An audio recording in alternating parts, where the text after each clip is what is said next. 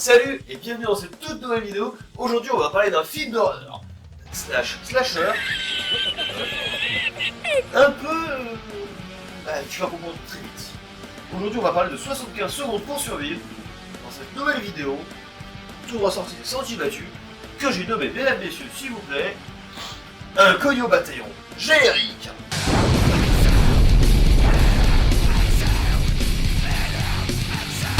Alors, je prends mon téléphone parce que, comment on peut dire, en fait, je viens juste de voir le film, alors c'est une critique à chaud, si tu veux.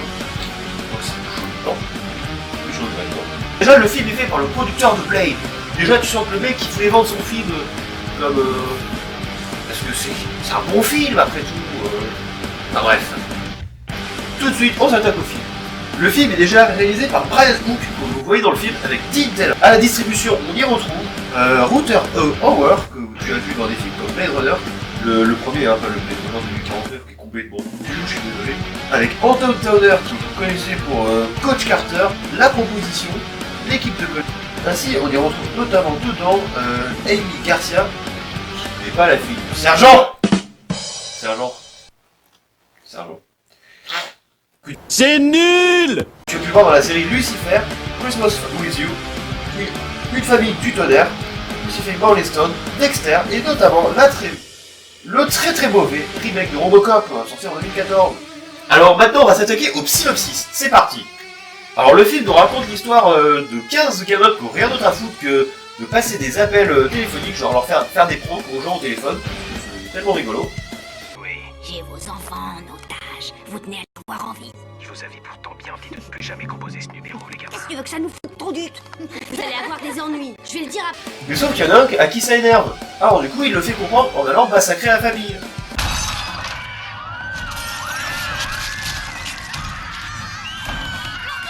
Alors on se retrouve 10 ans après et on a toujours les mêmes débiles qui s'amusent encore à faire des jeux au canular téléphonique. Alors, le principe du jeu c'est très simple. On appelle quelqu'un au téléphone. S'il pleure ou si la personne au bout du téléphone elle s'énerve ou elle croit pas du tout au canular, et la personne a perdu. Et combien de temps doit durer le canular, me direz-vous? Et il doit durer 75 secondes, tout le long du film, 75 secondes pour survivre. Du coup, comme je disais, on se retrouve 10 ans après, pendant que tout ce beau monde qui s'amuse déjà à faire des canulars téléphoniques s'amuse à troller leur directeur de bus, leur chauffeur de bus, ce dernier se fera massacrer ensuite après avoir ayant reçu un énorme coup de hache. Du coup, il y a un duo d'enquêteurs qui va essayer de chercher comment ça se fait qu'il soit mort de la même manière que les gens au début du film. Ils vont chercher qui est vraiment le méchant, et ils vont chercher bien longtemps. Maintenant, on va s'attaquer à la critique du film, si tu veux. Alors, je vais changer l'angle de la caméra pour qu'on puisse bien me voir, j'espère que vous me voyez bien. Critique, c'est parti. Alors, le film, très sincèrement, j'ai l'impression que le mec qui a réalisé le film, les mecs qui ont réalisé le film, ils ont eu l'idée de 3 autres films en tête, à savoir Scream, Urban Legend et Seven. Alors, je vais tout expliquer, maintenant, c'est parti. Premier, Scream, pour le coup des appels téléphoniques. Parce que ça, c'est un truc qui va revenir très régulièrement, le coup des appels téléphoniques. Le coup des appels téléphoniques, c'est un truc qui va revenir très régulièrement dans le film en fait. Et c'est pour ça que j'ai l'impression que c'est beaucoup inspiré de Scream aussi, pour le coup des appels téléphoniques surtout. Urban Legend, le deuxième. Alors, pour la sape du méchant, sans déconner, le méchant est sapé comme le mec dans Urban Legend. Ils sont pas vraiment cassés le cul pour le costume, si tu veux. Alors ça promet pour la suite. Et le numéro 3, comme je disais, c'est Seven, comme ça peut être comme il peut en avoir inspiré d'autres, comme il peut être inspiré d'autres, comme Zodiac ou autre.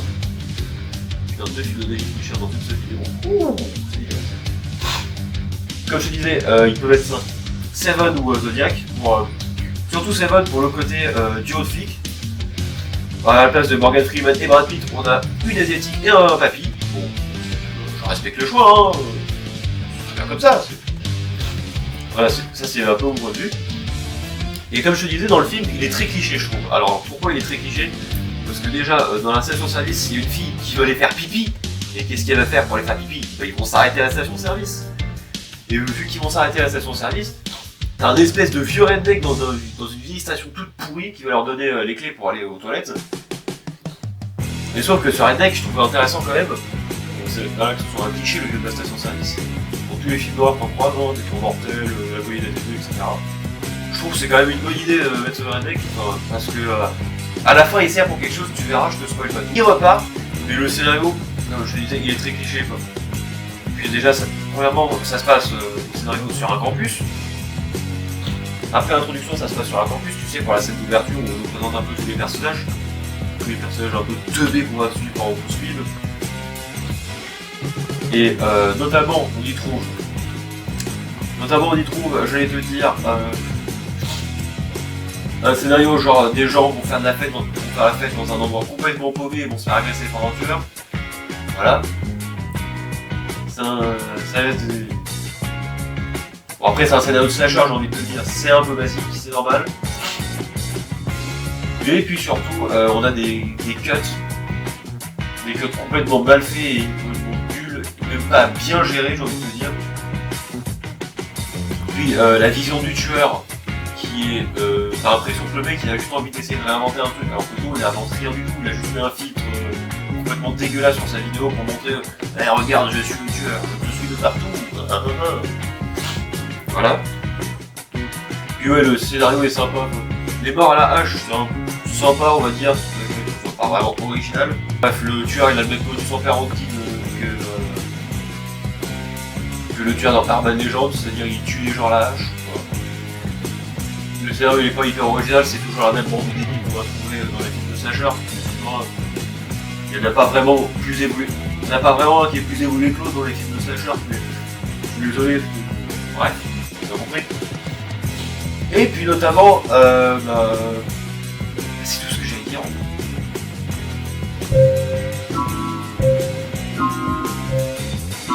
Par le producteur de Blade.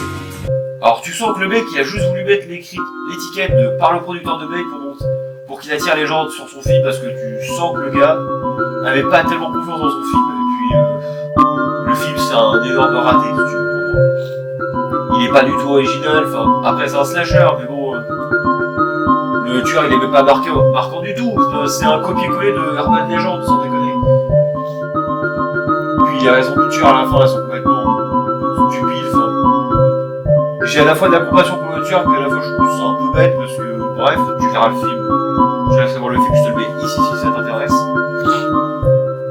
Et puis surtout, comment dire, bah, t'as compris que j'avais pas du tout chic, que le film était pas du tout original, mais après il est sympa quand même à regarder, mais les personnages ils sont relous, ils sont stupides je trouve aussi. Bon, il y en a qu'un seul qui est un petit peu intelligent, qui est un peu au-dessus des autres, j'ai envie de te dire. Mais bref, voilà ma critique du film, je le trouve pas terrible. Je te laisse aller le voir ici si ça t'intéresse quand même, mais bon. Allez, mets un pouce bleu, Allez, on se retrouve pour une prochaine vidéo. Abonnez-vous, par contre, vous connaissez les petites chansons. Salut!